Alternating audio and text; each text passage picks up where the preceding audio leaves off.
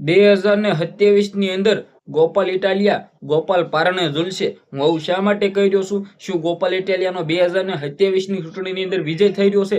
જી આ મિત્રો, વાત કરીએ તો નમસ્કાર, એક નવા વિડીયોમાં તમારું સ્વાગત છે. સૌપ્રથમ ચેનલમાં પહેલી વાર હોય તો વિડીયો શેર કરી દેજો, સબસ્ક્રાઇબ આવી શકો તો જેથી તમારા સમક્ષ આવા ચૈત્ર વસાવા ગોપાલ ઇટાલિયાના અપડેટ લાવતો રહું. હાલ ગોપાલભાઈ ઇટાલિયા 2027 ની ચૂંટણી બિલકુલ લડશે અને મને લાગે છે કે 2027 ની ચૂંટણીની અંદર ગોપાલ ઇટાલિયાનો મિત્રો વાત તો પારણે ઝૂલશે.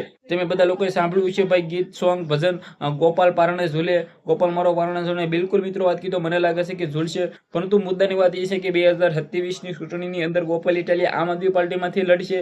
મને તો લાગે છે કે આમ આદમી પાર્ટીમાંથી જ રહેશે, બાકી કોઈ પાર્ટીમાં જોડાશે નહીં એવું મને નથી લાગતું.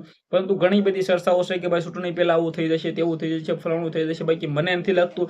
અને ભાઈ ગોપાલ ઇટાલિયા 2027 ની અંદર શું ખરેખર ભાજપની પાર્ટીમાં જોડાઈ જશે? શું 2027 ની ચૂંટણી છે એ ભાજપમાંથી લડશે? આવું તો મને નથી લાગતું. પરંતુ અફવાઓથી દૂર રહો અને આપણી ચેનલને સબસ્ક્રાઇબ કરી નાખો, કારણ કે આપણી ચેનલની અંદર બધા તમામ રિયલ અપડેટ લાવતો હોઉં છું. ગોપાલ ઇટાલિયા, ચૈત્ર વસાવા આ બંને એક સારા એવા નેતા છે, ધુરંધર નેતા છે. મને લાગે છે કે 2027 ની અંદર આ બંને નેતા સામે ગમે એ લડવા આવશે. મને નથી લાગતું કે તે બંને જીતે, કારણ કે ગોપાલ ઇટાલિયા અને ચૈત્ર વસાવાનો જે પાવર છે, ગોપાલ ઇટાલિયા ચૈત્ર વસાવાનું જે કામ છે, મને લાગે છે કે આખી દુનિયાએ જોયું છે. અને ફરી વખત તેમને બંનેને જીતાડવા માટે ગોપાલ ઇટાલિયા ચૈત્ર વસાવા ખૂબ જ મહેનત કરશે. અને આઈ હોપ કે આ વખતે ભાઈ મહેનત સફળ થાય અને ગોપાલ ઇટાલિયા ફરી વખત ગોપાલ પારણે ઝૂલે. આવો મિત્રો આપણે ફરી વખત નારો લગાવી શકીએ અને બિલકુલ લાગશે પણ. તમારું મુદ્દાને લઈને શું કેવું છે, તમારી શું રાય છે, જે પણ હોય કમેન્ટ કરી દેજો, શેર હોઈ શકે દેજો, ફોલો હોઈ શકે દેજો, જેથી તમારો ભાઈ તમારા માટે આવા નવા અપડેટ લાવવાનો છું. આજના વિડીયોમાંથી આટલી જ માહિતી. હોપ કે તમને ઘણી બધી સમજણ પડી છે. આપણે એક નવો વિડીયો મળી જશે. બધા લોકોને દિલથી ધન્યવાદ. ખાસ કરીને તમારા બધા લોકોનું શું કહેવું છે કે શું પારણે ઝૂલવા જોઈએ?